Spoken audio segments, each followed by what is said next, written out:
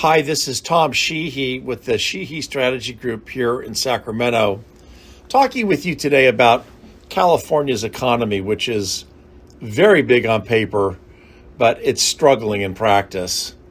Governor Newsom and other elected officials in the state like to repeatedly refer to California as being the fourth largest economy in the world. And in fact, it is, which is pretty impressive.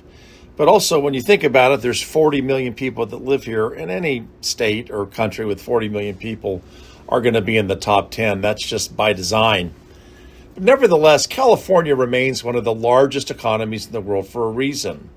But that headline obscures a more concerning reality, and that is that the state's economy is no longer delivering broad-based growth, upward mobility, or reasonable stability for the residents that are living here and trying to make ends meet.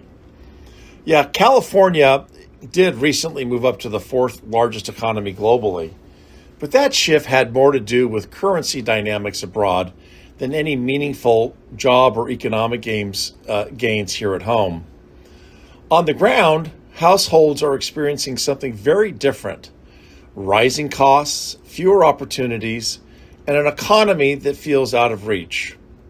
Poverty and reliance on government assistance programs remain very significant challenges in California. The data from 2025 tells a clear story. California's recovery since the pandemic has completely stalled out. Job creation has flatlined, with employment barely returning to pre-pandemic levels. More than 1 million, let me repeat that, more than 1 million Californians looking for work remain unemployed. And that gives the state of California the highest unemployment rate in the nation. Even more concerning than that, the private sector, which is the core driver of long-term growth in any economy, it's shrinking, with over 180,000 less private sector jobs in 2025 alone. Some of this is being made up for by an increase in government jobs, but government jobs don't create prosperity, they simply redistribute it. Where growth is occurring is increasingly centered in healthcare and the aforementioned government jobs. Most other sectors, including finance, manufacturing, logistics, tourism, and so on, have remained flat over the last 18 to 24 months. These roles matter, but they're not a substitute for healthy, expanding private economy that drives innovation, investment, and wage growth. At the same time, the economy is becoming that much more uneven. A handful of high-performing sectors, particularly technology, continue to generate strong GDP numbers, while much of the rest of the state is lagging behind, particularly in the Central Valley.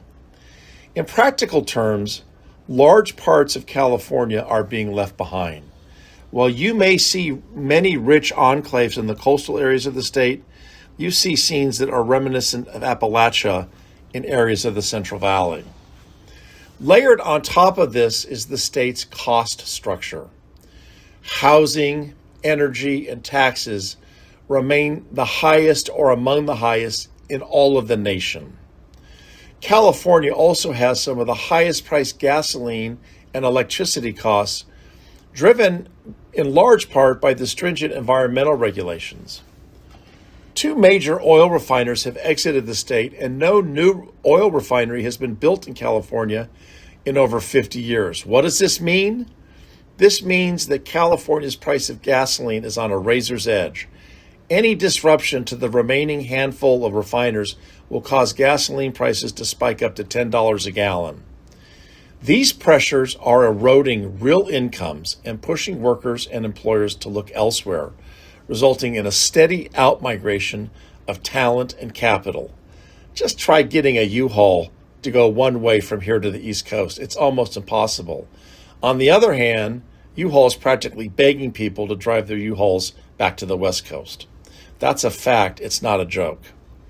The state's fiscal outlook adds another layer of concern. State general fund revenues are increasingly dependent on a very narrow group of highly compensated, very wealthy income taxpayers. But spending is continuing to outpace the growth in revenues. What does that mean? That means that you either have to increase taxes or reduce state spending in areas like health and welfare or education, which is not popular to do, especially with a supermajority of progressives that control the California legislature and the governor's office. Furthermore, proposals to tax the rich, soak the rich, and raise taxes on them, such as the SEIU-backed wealth tax on unrealized capital gains, is also having a very large impact already on high-income Californians. Even though this measure hasn't even been voted on yet, the out-migration among wealthy taxpayers is accelerating, and with it goes a significant share of the state's income tax base.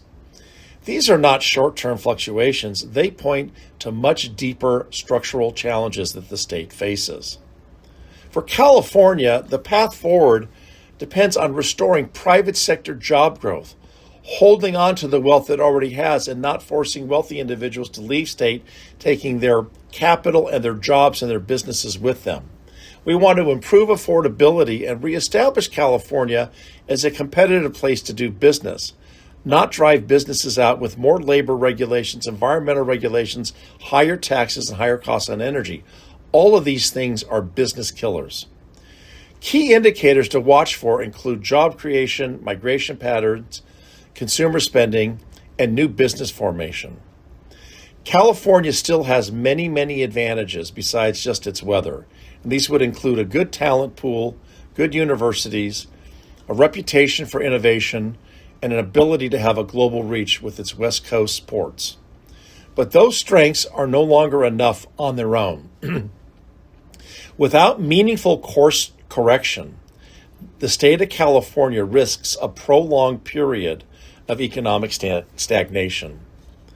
For California policymakers, the message is very straightforward. The warning signs are already here.